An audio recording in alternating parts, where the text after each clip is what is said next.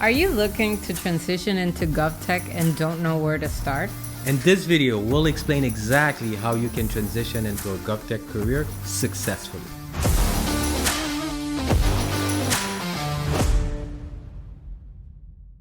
If I were to start over and I decided to begin my tech career with a GovTech jobs, here's what I would do. First of all, I would figure out what are my transferable skills from my previous careers, because we know most of the people that come to us are in their late 20s, mid 30s even, some even in their 40s. And we've seen higher than that, but the majority is between late 30s and 40s. Late 20s and 40s, sorry. So we're all people that came from a previous career. We held 3-4 jobs before. And I'm sure we have things that we carry that could be of benefit to our future employers. For example, in your case particularly, when you were getting your first GovTech job, what transferable skills did you articulate in the job interview process? Okay, so in one of my first jobs after college, by the way, I have a degree in social sciences, and I worked in the government in the Dominican Republic at the National Statistics Bureau, and there I got to do some project management work and like related to big data and data projects. So I was able to bring that project management into any field that I was going into. And I was able to convey that in an interview and quickly after I joined the environment. Like I had a very, like an ability to put people together and have them speak the same language, because in the tech world, especially in infrastructure, you're usually a bridge between teams that have very specific needs and then the people that build things. Yeah, and that's where the research bit becomes very important. Like Courtney, our career success lead, talks about is you have to research what the job is looking for. Also, do an inventory of what it is you have from your prior careers, and then understand how you make that relevant. And believe it or not, you can even do that with ChatGPT. You can say, okay, this is what I've done for the past 10 years. You write it up, you say, okay, I've worked in retail, I've worked in project management, I've done this, I've done that, and this is the job description I'm trying to go for. Help me highlight some transferable skills. So it's not only... ChatGPT is awesome at doing that. Yeah. So it's not only knowing what kind of transferable skill you can talk about, is knowing how to do the research and how to highlight it in a very succinct and convincing manner. I think this is where the difference is really made, because we all have transferable skills. We all have done things before, but we sometimes don't even realize there are transferable skills to the job we are applying right now. Yeah. Another thing that almost everybody has, but they don't know it, is being able to write documentation. And every future employer of a tech professional wants to know that you can document after yourself. Yeah. So in general, technical writing, if you've been to college, you've done some technical writing, or if you've done it for your job in other environment and other situation, it will help you in IT. People really don't realize that technical writing is important as you transition into IT. So these are the things I would do, but also I would emphasize on gaining specific certifications as well. Yes.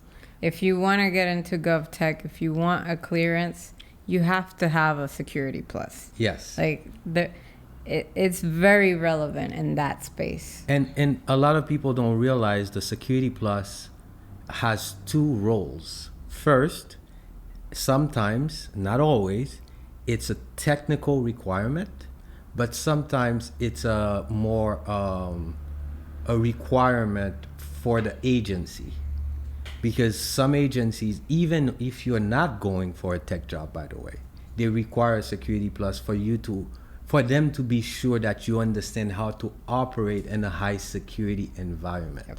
So How to protect data. how to protect data, how to protect yourself, how to not get taken on a ride also with people's information.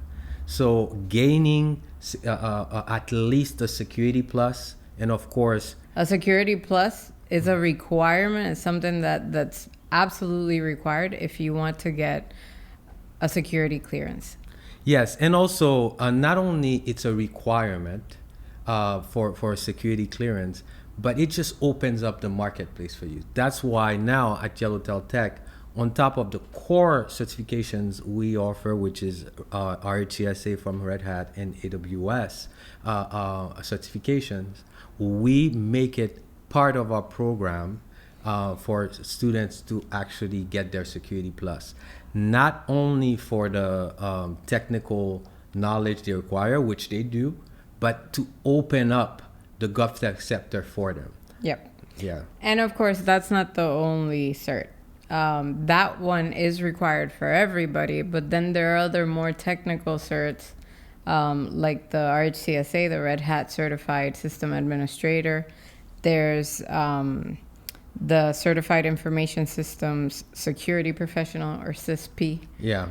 Those are super relevant in the government. Especially the CISP. It's not only relevant, but it's well regarded as a solid certification to have. Yeah, though it's not a beginner cert. Yeah, it's definitely not a beginner cert. It's after you get your first job, after you actually position need yourself. a certain amount of years of experience to sit for it. Yeah, years of experience, and also you have to show what kind of work you're doing currently and so on. So there are some prerequisites to it. So it's definitely not where you start. But having certification is very important, and it ties into customizing your resume for a GovTech position, because it's very different. We're going to have a different video specifically about that.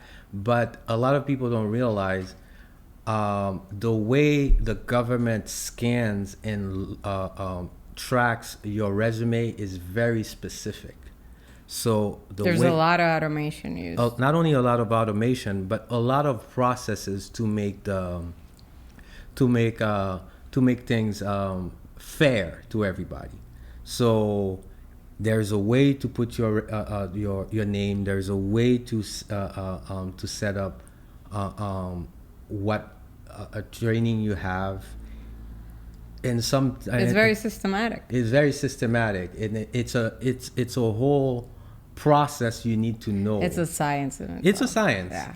And a lot of people don't realize that. There's a lot of resources, including the video we have on that, to help you understand how do I not only have the skills, but properly position the skills on my resume for me to have a chance at those tech jobs, at those GovTech jobs, most important. Yeah, and another thing that at least I didn't know before I worked in the government for a little bit is that you're not necessarily going to get hired directly by the government.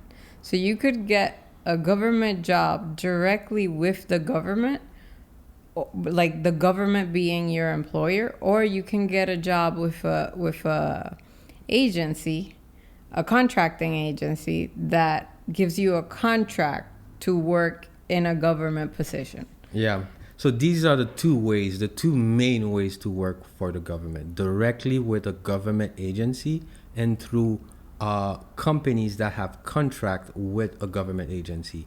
And also, this is one topic I want to drill in to make sure people understand the difference, because there is a big difference, and it's very important to know the difference as you go into GovTech. So we're going to talk about that in another video as well. Yes, which reminds me, some people get thrown off when they get an offer from one of the two because they have different expectations, but we'll get to that later. Another thing that I would do if I wanted to get into GovTech is I would proactively network with government professionals. And it's easy to do, especially nowadays. There are a lot of conventions, GovTech convention, Meetups, meetups. online and in person, Yeah, depending on where you live. exactly. Of course. Simone has a GovTech a convention in December where it's all about how do you get into GovTech, understanding the landscape, and positioning yourself for a GovTech job. So Yeah. there's a lot of resources. Even like vendors, software vendors will have special events for GovTech people.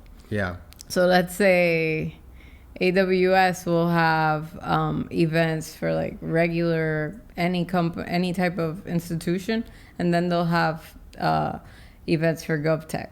yeah. So that's definitely where you start, but it might sound very overwhelming. But if you look at what you need and you watch those videos, for example, you make sure you network, you make sure you put your resume straight, you get the right certification, you're gonna have a great time getting into the industry, and you're gonna position yourself very well because GovTech is the place to be, and you can be successful at it.